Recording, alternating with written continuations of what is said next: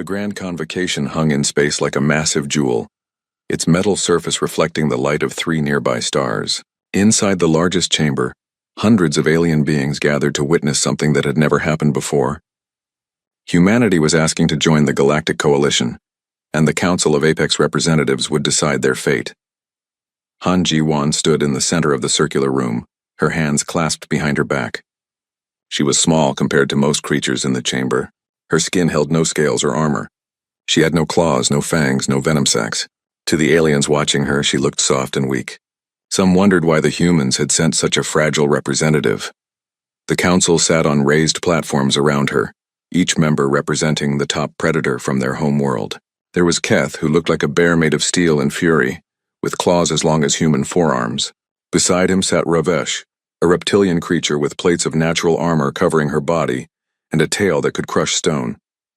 Further along the circle was Velik, an insectoid being with razor-sharp limbs and compound eyes that saw in spectrums humans couldn't imagine. Keth leaned forward, his massive frame making the metal platform groan. His voice rumbled through the translation devices everyone wore. "Human, we have reviewed your species application to join our coalition. We have questions," Ji-won nodded once, her face calm. "I expected you would. Every species in this coalition earned their place by proving they are the apex predator of their world," Keth continued. "We are the strongest, the fastest, the most deadly hunters our planets have produced. We see no such qualities in your kind." Murmurs of agreement rippled through the chamber. Ji-won noticed several aliens shifting in what she had learned was their version of laughter. She didn't react. She had prepared for this. Ravesh spoke next, her voice hissing through sharp teeth. "Your species has no natural weapons. No claws to tear flesh, no fangs to deliver killing bites. Your skin tears easily. You cannot breathe underwater or survive in extreme cold without artificial protection. Tell us, human, why should we consider you equals?" "Your strength is unremarkable," added Velik, mandibles clicking. "We have measured human physical capabilities. You are weaker than 70% of coalition species. Your senses are limited. You see fewer colors than most of us. Your hearing range is narrow. You cannot detect electrical fields or sense vibrations through the ground." Ji-won listened to each criticism without interruption. She had heard similar doubts from her own people before they sent her here. Some humans wondered if they were making a mistake by reaching for the stars when so many other species seemed naturally superior. But Ji-won knew better.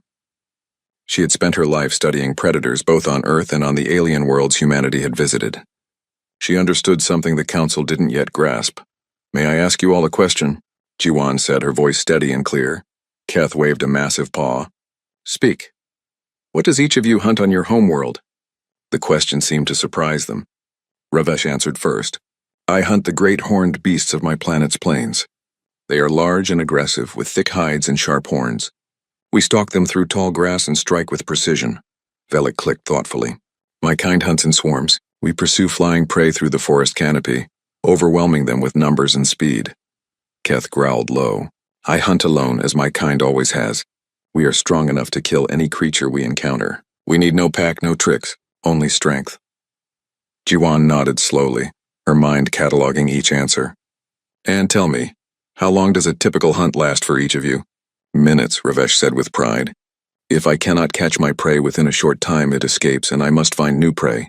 This is the way of the hunt." "The same for us," Velik agreed. "A hunt is quick or it fails," Keth snorted. "I have never failed a hunt. But yes, the kill comes swiftly, I see," Ji-won said softly. Then she looked up at the council, meeting the eyes of each member in turn. "You asked me what makes humanity worthy of joining the apex predators. You asked why you should consider us equals when we have no claws, no armor, no venom." She paused, and in that moment, something changed in her expression. Her smile was small and knowing. It was the kind of smile that made several council members suddenly uncomfortable, though they couldn't explain why. "I could tell you the answer," Ji-won continued. "I could explain with words what makes humanity the apex predator of Earth. But I don't think you would truly understand. Words are not enough for this kind of truth." "Then what do you propose?" Keth demanded, irritation clear in his tone. "A demonstration," Ji-won said simply. "Give me 3 days in a controlled environment. Allow me to show you what human hunting really means. Let me prove what my species is." The council members looked at each other. Some seemed amused. Others appeared curious. A few looked skeptical. Ravesh leaned forward. What kind of demonstration? A hunt, Jiwon replied. In an arena of your choosing with terrain you design. You select volunteers from your own people, predators you trust. I will track them and capture them one by one, using only what a human naturally possesses in basic tools. The chamber erupted in surprised chatter. Many aliens clearly thought this was either a joke or a desperate bluff. Keth silenced them with a raised paw. You would hunt our people? You, a single human with no natural weapons, would attempt to capture trained predators from multiple worlds. His tone suggested he found the idea ridiculous. Yes, Jiwon said without hesitation. And if you fail? Velik asked. Then humanity withdraws its application and leaves the coalition alone, Jiwon answered. We will not ask again. But if she succeeds, came another voice. And Jiwon turned to see a sleek feline-like alien named Threx, speaking from the upper galleries. Then we must accept that humanity is what they claim to be. Silence fell over the chamber, as the weight of the proposal settled on everyone. This was no longer just a bureaucratic approval process. It had become a challenge, a test that would determine humanity's place among the stars.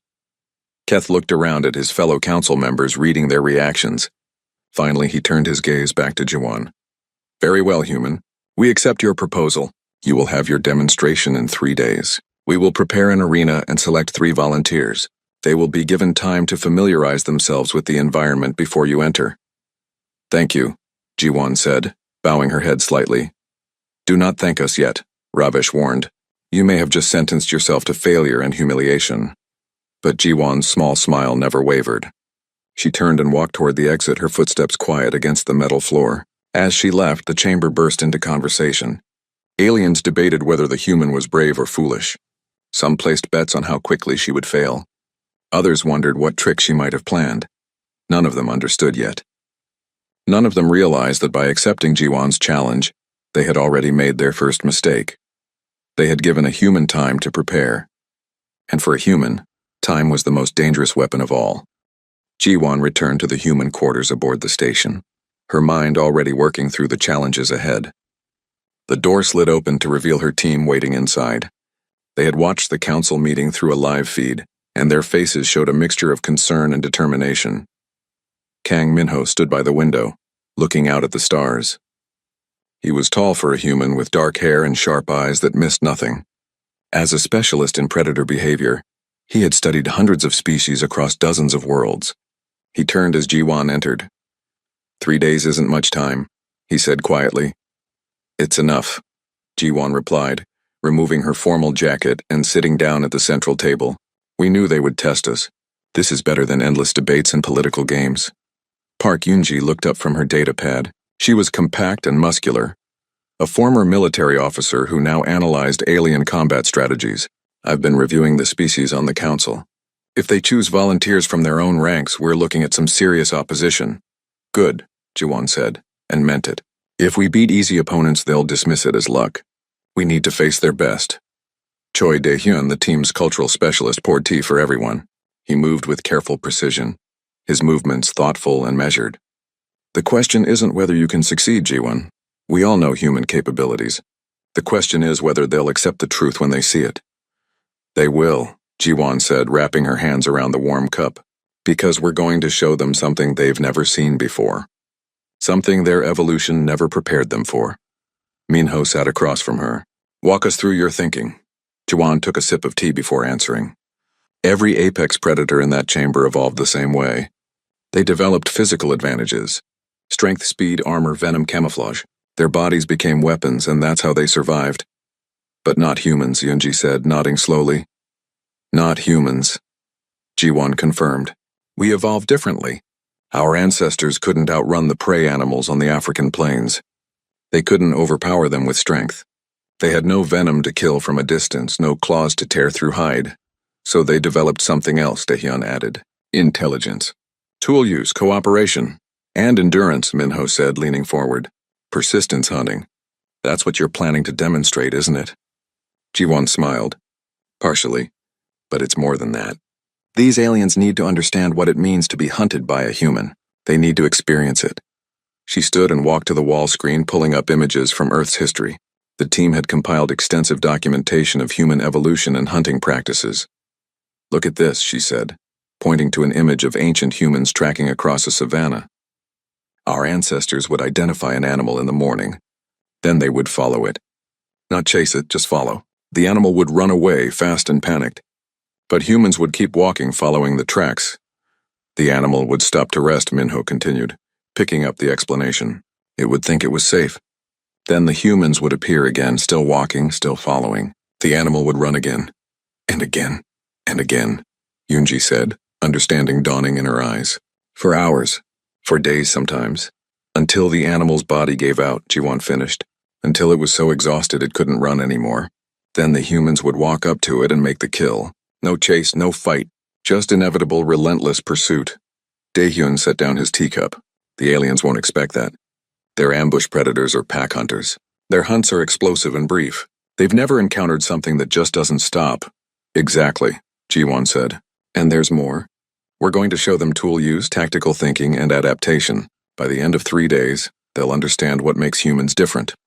The team spent the next several hours planning. Minho pulled up files on likely volunteers, analyzing their strengths and weaknesses. Yoonji worked out tactical approaches for different terrain types.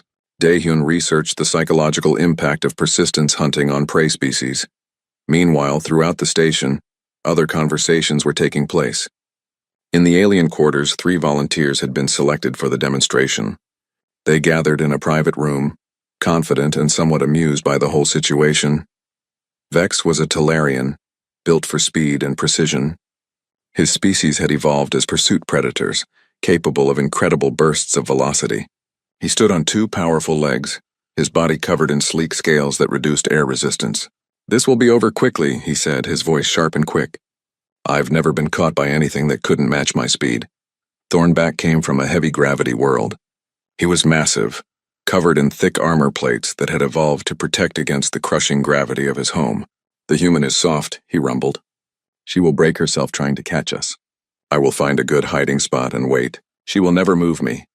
Skriel said nothing, but her body rippled with colors, a sign of amusement in her species. She was amphibious, equally at home in water or on land. Her skin secreted a mild poison, and her senses could detect the slightest vibration in air or water. She had never been successfully hunted on her world. The 3 volunteers toured the arena that was being prepared. It was a massive biodome, kilometers across, with varied terrain. There were forests, open plains, rocky areas, and a substantial lake.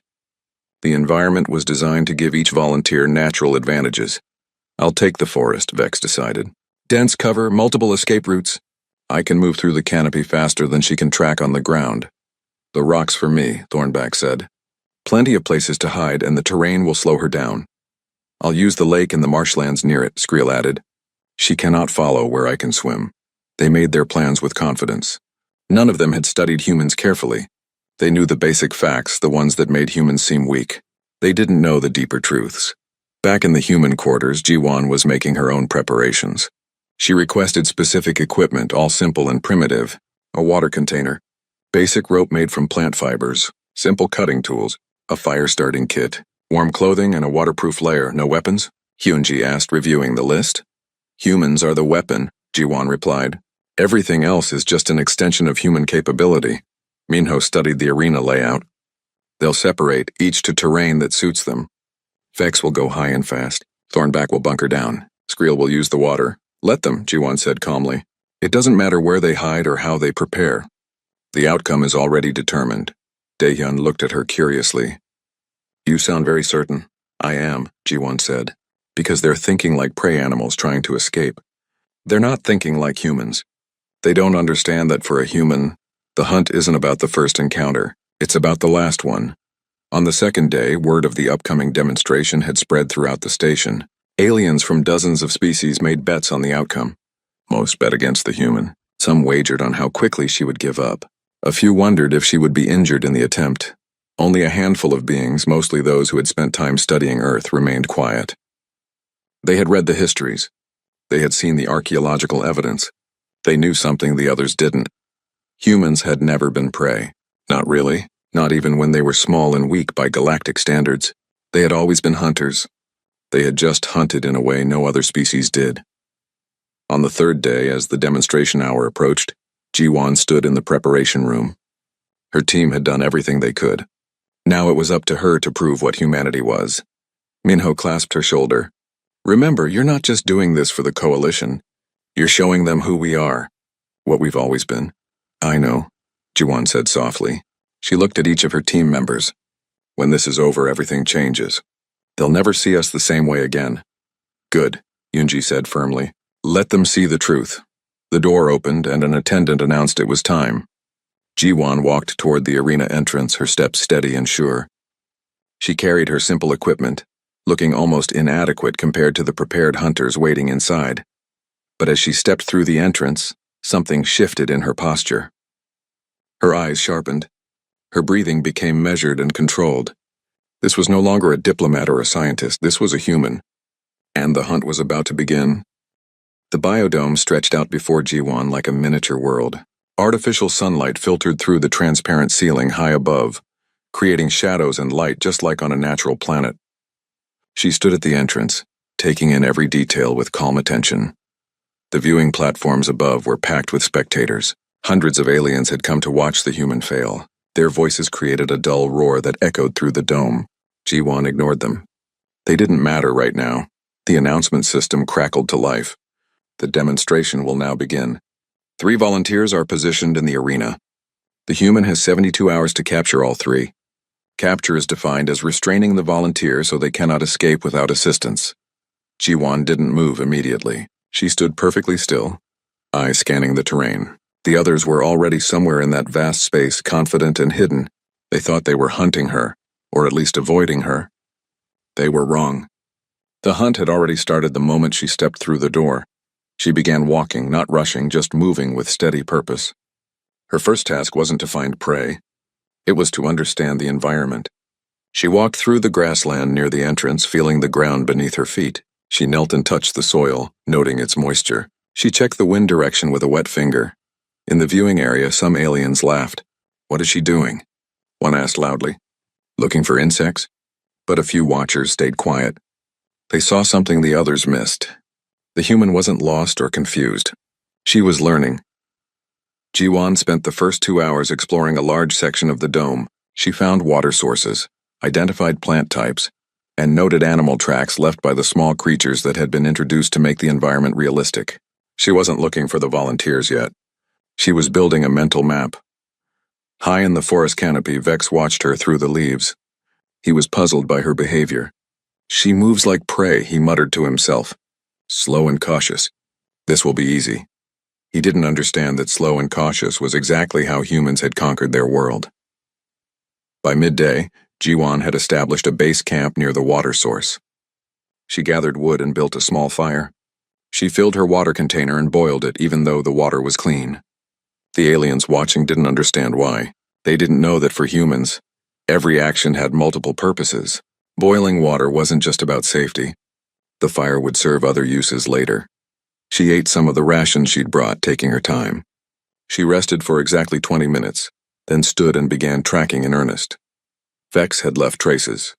He was fast, yes, but speed creates disturbances. Broken twigs in the canopy, scratches on bark where his claws had gripped. Jiwan found these signs and followed them patiently. She didn't try to move as fast as Vex. She didn't need to. The Talarian realized he was being tracked around the 4th hour. He saw the human below moving steadily through the forest, eyes on the trees. Impossible, he hissed. I left no trail, but he had. Every creature leaves a trail. Vex just wasn't used to prey that could read it. He decided to run, using his superior speed to put distance between himself and the human. He raced through the trees, covering kilometers in minutes. Then he stopped, certain he had escaped. Jiwan kept walking. She found where he had stopped, saw the marks of his landing, and continued following. Her pace never changed. Walk, observe, follow. Walk, observe, follow. Hours passed. The artificial sun began its programmed descent toward evening. Vex had run and hidden 3 more times. Each time, the human found his trail and followed. She never rushed. She never seemed tired. That was when Vex began to feel something he had never experienced before. Unease. The human was always there, always coming, never stopping. It was like being followed by the tide or the sun crossing the sky. Inevitable. This is wrong, Vex said to himself, his confidence cracking. Predators don't do this. They chase or they give up. But humans did neither. They just continued. By nightfall, Vex was genuinely worried. He had been moving all day, burning energy with his explosive speed. He was tired and he needed to rest. But every time he stopped, within an hour or two, he would see the human appear, walking steadily, always on his trail. G1 had prepared for the night. She wore clothing that kept her warm as the temperature dropped. She had her fire skills and her camp knowledge. She could rest in shifts, sleeping for short periods while remaining alert. This was something humans had done for thousands of years. Vex had no such preparation. His species was diurnal. They slept deeply at night because they had never needed to do otherwise. As exhaustion pulled at him, he climbed high into a tree and tried to sleep. But his sleep was broken, anxious. Every sound made him twitch awake. Was that the human? Was she still coming? She was. The second day dawned, and Vex was already exhausted. He had barely slept. His muscles ached from constant running. When he looked down from his tree, he saw smoke rising from a small fire below.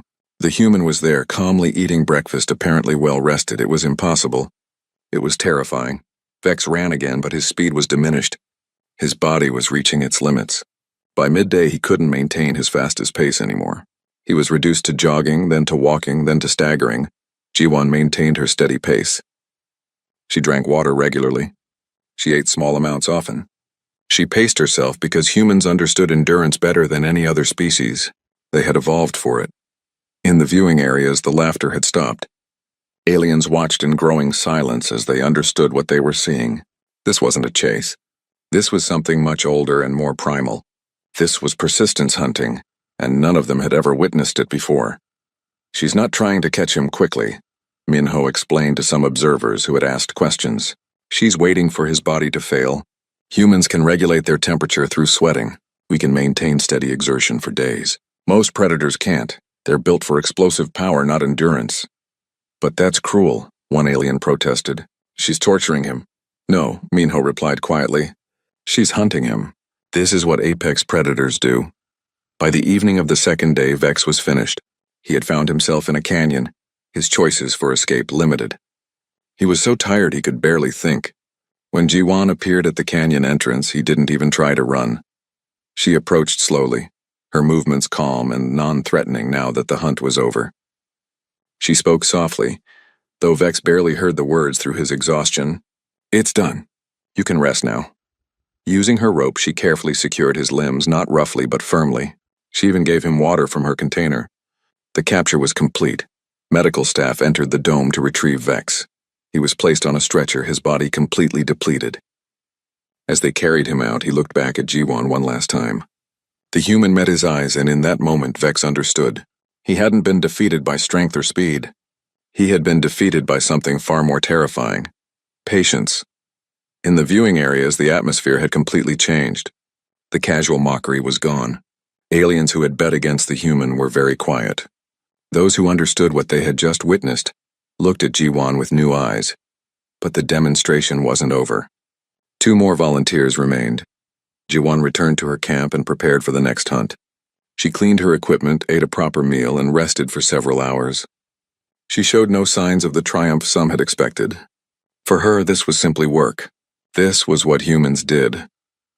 Thornback, watching from his hiding place in the rocks, felt a chill run through his armored body. He had witnessed Vex's capture. He had seen how the human simply refused to stop. I am stronger, he told himself. I can wait her out. My armor protects me. She cannot harm me. But deep in his instincts, in the ancient parts of his brain that remembered what it meant to be prey, Thornback felt something stir. It was a feeling his species hadn't experienced in millions of years. It was fear. G1 finished her rest and stood. She looked toward the rocky area where Thornback was hidden. She couldn't see him, but she knew he was there. She had found his tracks earlier, identified his preferred terrain. She began walking in that direction, her pace steady and measured. The hunt was beginning again, and this time the whole station was watching in silence. Thornback had chosen his position carefully. The rocky terrain was harsh and unforgiving, full of caves and crevices where his massive armored body could wedge itself. He had found a cave that was perfect for defense, with a narrow entrance and a wide interior. He could see anyone approaching, and his thick armor made him nearly impossible to force out. Let the human come, he rumbled to himself. I can wait here for days. She cannot move me. She cannot harm me. This position is unbreakable. He was thinking like a fortress.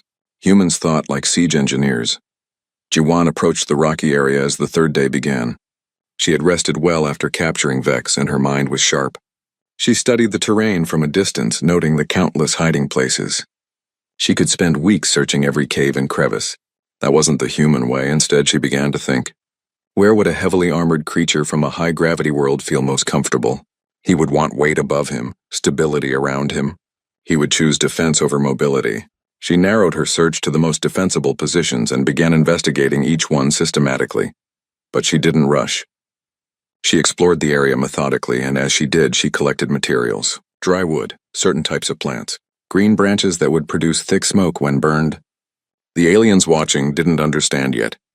They saw her gathering resources and wondered what possible use they could be. Thornback saw her moving through his territory and felt satisfied. She was searching blindly, wasting time and energy. He was hidden perfectly. Even if she came near his cave, he could simply retreat deeper. She couldn't follow him into the tight spaces where his armor scraped against stone. What Thornback didn't understand was that Jiwan wasn't trying to find him by searching every cave. She was eliminating possibilities and learning the terrain. More importantly, she was preparing. On the third day, as afternoon approached, Jiwan made her move. She had narrowed down Thornback's location to 3 possible caves.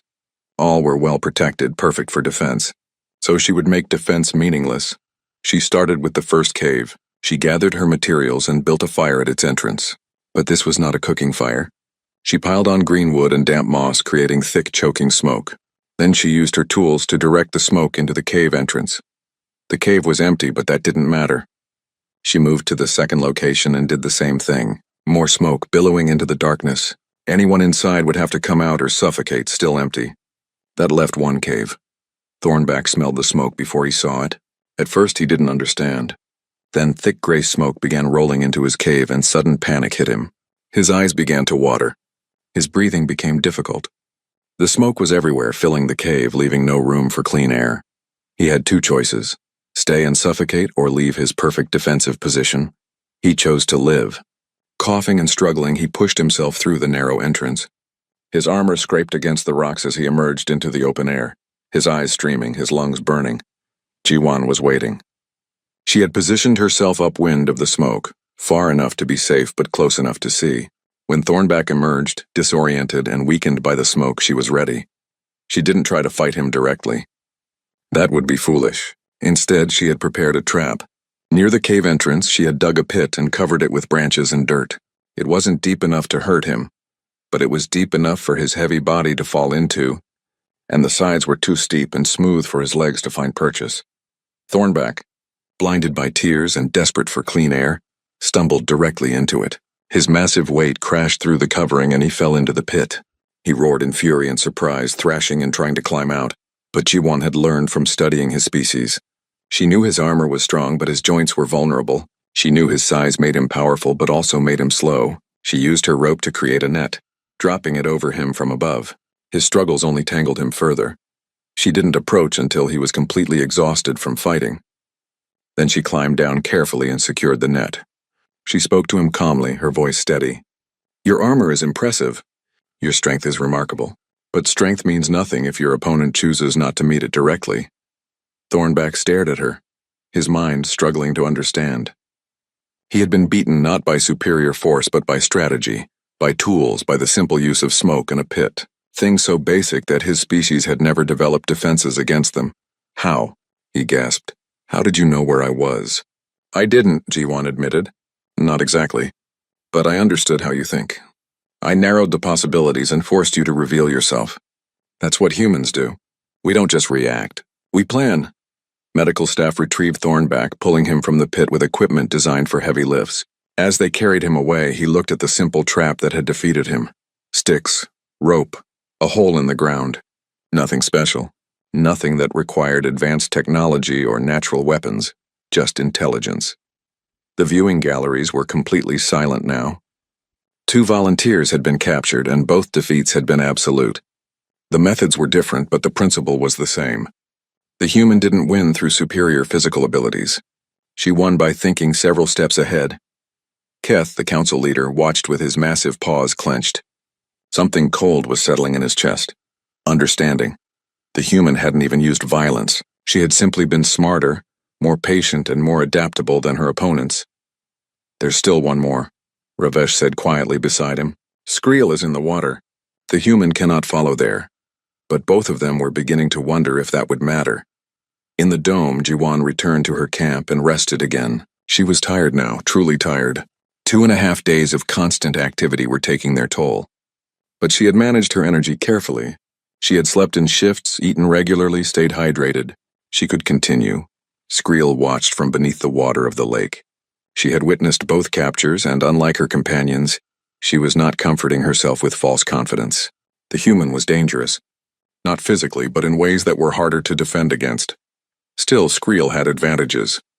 She could breathe underwater. She could sense vibrations through the water. Her camouflage made her nearly invisible even in clear water. The human would have to enter the lake to catch her, and once in the water, the human would be at every disadvantage. Or so Skriel thought. Jiwan spent several hours observing the lake.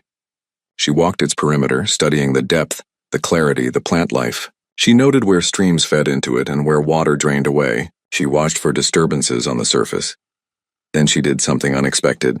She began building a weir, a simple trap for fish. She used rocks and sticks to create a funnel shape in the shallow water near the shore. Any fish or creature following the current would be guided into the trap. But this wasn't just for catching fish. It was a message. Skriel saw the construction and understood immediately. The human was telling her that even in the water she wasn't safe. The human could manipulate the aquatic environment just as she had manipulated the land. For the first time, Skriel felt true concern. She retreated to the deepest part of the lake where the human couldn't possibly reach. She would wait there.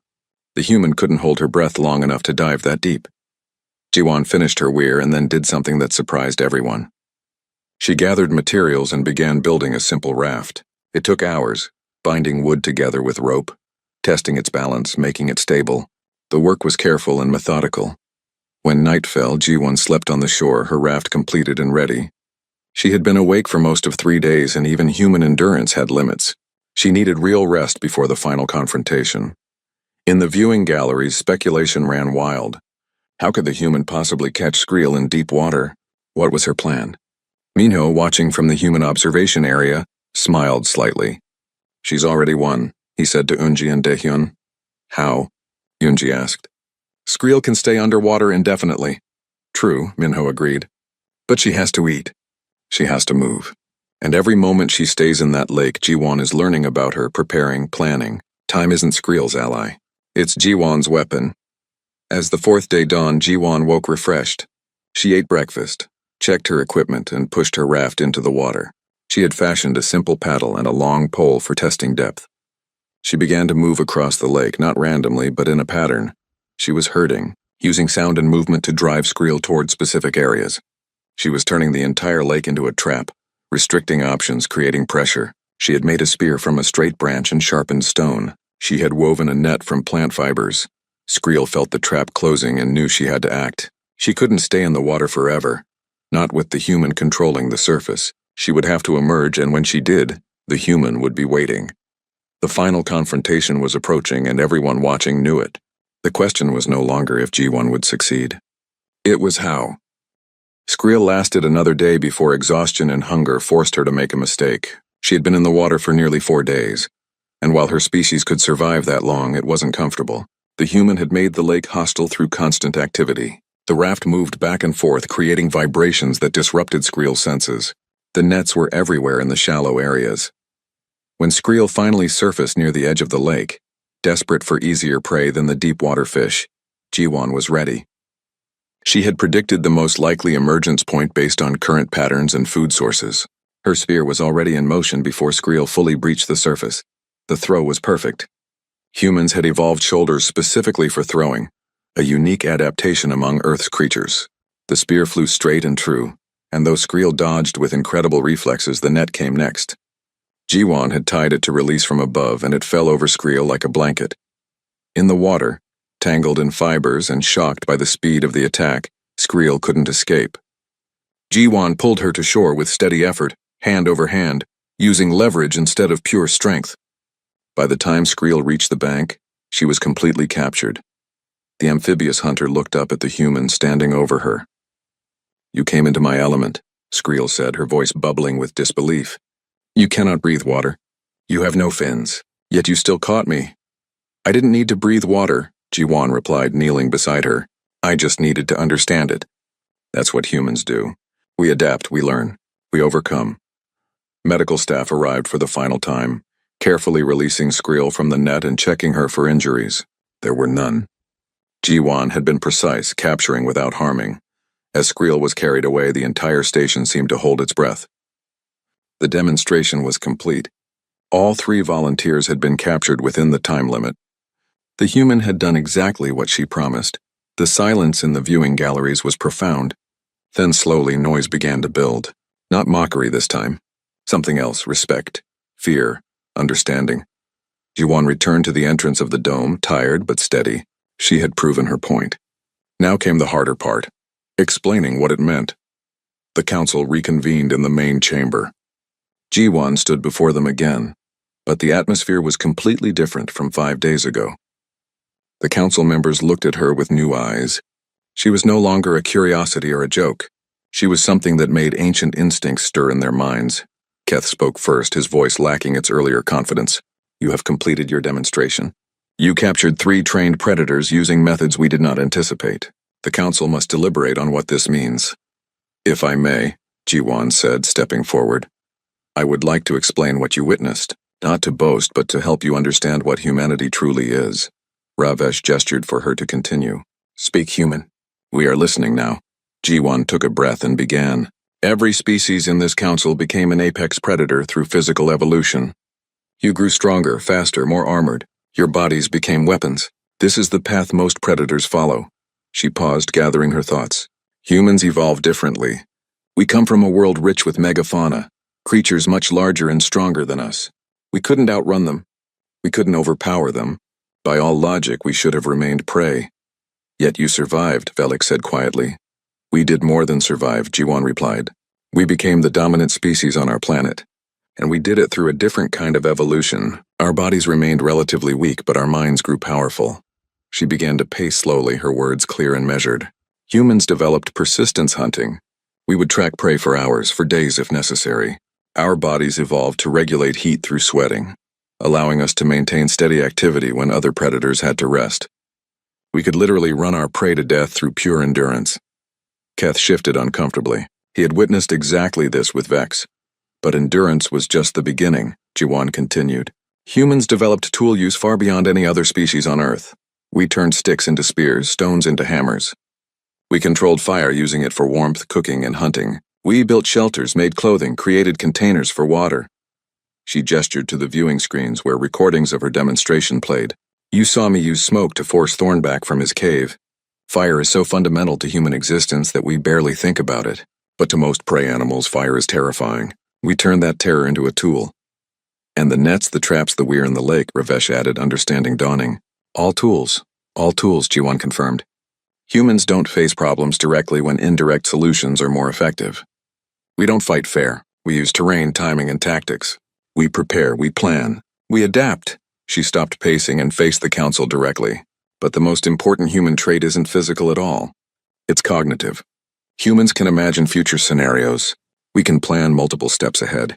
We can predict behavior based on understanding how creatures think." "You predicted where each of us would be," came a weak voice.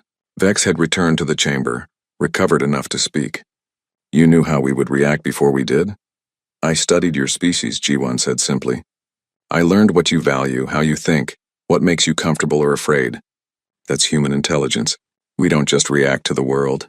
We understand it, model it in our minds, and act based on that understanding." Yunji stepped forward from the observation area. "May I add something?" At Keth's nod, she continued. "What you witnessed was a single human engaged in hunting. Now imagine what humans can do in groups. We cooperate at a level that surpasses almost any other species. We share knowledge across generations. We build on what others have learned." Daehyun joined her. "Human civilization exists because we adapted our environment to suit us, rather than adapting ourselves to the environment. We changed our world. We domesticated other species, turning predators into companions and prey into livestock. We didn't just survive alongside other apex predators. We made them serve us. Minho pulled up holographic images from Earth. Humans crossed ice ages, colonized every continent, survived in deserts and jungles and frozen tundras. We went to environments where we had no natural advantages and thrived anyway, through tools, cooperation, and intelligence. The council watched the images in silence. They saw human history unfolding. Primitive hunters tracking mammoths, early civilizations building cities, industrial societies reshaping entire landscapes. They saw humans in spacesuits on the moon, humans in submarines in the deepest oceans, humans in every extreme environment Earth offered. You asked what makes humanity worthy of joining the apex predators, Jiwan said, her voice firm. The answer is that we already are apex predators. We've been apex predators for thousands of years. We just achieved it differently than you did. Keth leaned forward. But you seem so harmless. When you first stood before us, we saw no threat. Jiwan's smile was small and knowing. That's part of what makes humans effective. We learned to hide our predatory nature because it made hunting easier. We developed social behaviors that seem friendly and cooperative. We smile, showing our teeth, which should be a threat display. But we made it seem welcoming instead. She raised her hand, palm forward, fingers spread. The gesture that the title had promised. This hand has no claws, no venom glands. It looks harmless, but this hand can grip a spear and throw it with deadly accuracy. This hand can tie complex knots, build intricate tools, write languages, perform surgery, or pull a trigger. She turned her hand, examining it as if seeing it for the first time. This hand built cities and spacecraft. It painted art and composed music. It also crafted weapons of incredible destructive power. The same dexterity that creates can also destroy. That's humanity. We are capable of both, and that duality is what makes us truly dangerous. The chamber was absolutely silent. Every being present was contemplating the implications of what they had learned. Thornback spoke, his voice still rough from the smoke. You could have killed us during the hunt. You had opportunities, of course, Jiwan agreed, but that wasn't the point. I wanted to show you what humans can do, not how violent we can be. Any predator can kill. The question is whether you can hunt with precision, with control, with purpose. Skriel's colors shifted to a pattern none of the humans recognized. Later they learned it meant profound respect. You are more dangerous than any of us realized. You hide it well. We don't hide it, Jiwan corrected gently. We simply don't lead with it. Humans prefer cooperation to conflict. We prefer to build rather than destroy. But when necessary, when survival requires it, we remember what we are. We remember that our ancestors walked out of Africa with nothing but stone tools and inherited the entire world. She looked around at each council member. You asked if humanity deserves to join the coalition. I ask you, can you afford not to include us? We're already here, already exploring the stars. The question isn't whether humans are apex predators. The question is whether the galaxy is ready to acknowledge what that means. Keth sat back heavily. He looked at his fellow council members and saw his own thoughts reflected in their faces. They had made assumptions based on human appearance. They had judged humans by the standards of physical predation. They had been completely wrong.